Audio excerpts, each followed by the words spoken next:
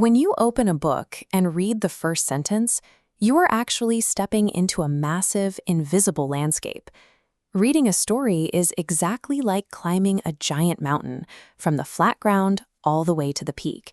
You have to travel step by step to get to the top. This diagram shows a mountain split into three distinct zones. You start flat at the base, endure a steep slope in the middle, and finally arrive at the pointed peak. Without this specific organization, a plot is just a confusing pile of random actions that lead nowhere.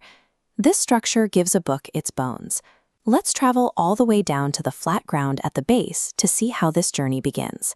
Here we meet our characters, a brave knight and a clever princess. They have a simple goal today. They just want to walk down a dirt path to attend a friendly dragon's birthday party.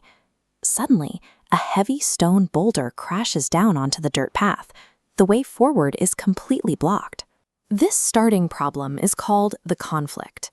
The conflict is the specific obstacle that forces the characters to take action at the beginning of a story. If the path were clear, our characters would just walk to the party, and the book would end immediately. The conflict gives them a reason to start climbing the mountain. To get past the obstacle, the knight and the princess have to leave the flat ground and start moving up the steep, difficult slope. The knight tries to solve the problem with sheer strength. He pushes against the massive boulder, but fails to move it a single inch. Next, the princess tries a different approach. She attempts to climb directly over the rock, but loses her grip and slides back down into the dirt. This animated diagram maps out the mountain slope, with new nodes appearing for each of those failed attempts. We call these the events. The events are the specific steps the characters take in the middle of the story to try and fix their problem. Authors make their characters fail repeatedly on purpose. If the knight pushed the boulder out of the way on the first try, the problem would be solved instantly, and the entire middle of the mountain would vanish. Now, the knight and the princess are sitting on the side of the trail.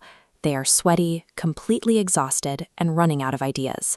In a final, desperate event, they grab shovels and try to dig a tunnel straight underneath the boulder, but their shovels hit solid, unbreakable bedrock. These events cannot be randomly jumbled up. They must happen in chronological order, the strict order of time. The line connecting these events maps out this sequence. As the characters climb higher, the reader feels a growing sense of suspense. We watch them endure failure after failure. That intense frustration in the middle is exactly what makes reaching the top of the mountain feel earned. At last, the characters arrive at the very top of the mountain. Waiting for them is the friendly dragon, already wearing his party hat. The dragon sees his exhausted friends, swings his thick, scaly tail, and smashes the remaining boulder completely out of the way. This final, successful action is called the resolution. The resolution is the exact moment at the end of the story where the main conflict is permanently solved. With the path clear, confetti pops into the air. The birthday party finally begins. The author gives you this resolution as a reward. You stuck with the characters through the frustrating climb, so you get to enjoy the victory at the peak.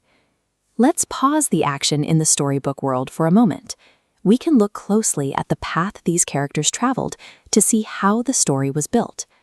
Why do authors actually need to include a resolution at the end of a story? Authors don't write endings just to add pages to a book. They use the resolution to show the reader exactly how the conflict was conquered. Looking at this completed diagram, we see the full map light up. We start with the conflict at the base, push through the chronological events on the slope, and reach the resolution at the peak. Following the order of time from the base to the peak is what allows a story to make sense to the reader. This chronological structure forms the literal, unbreakable bones that hold every great story together.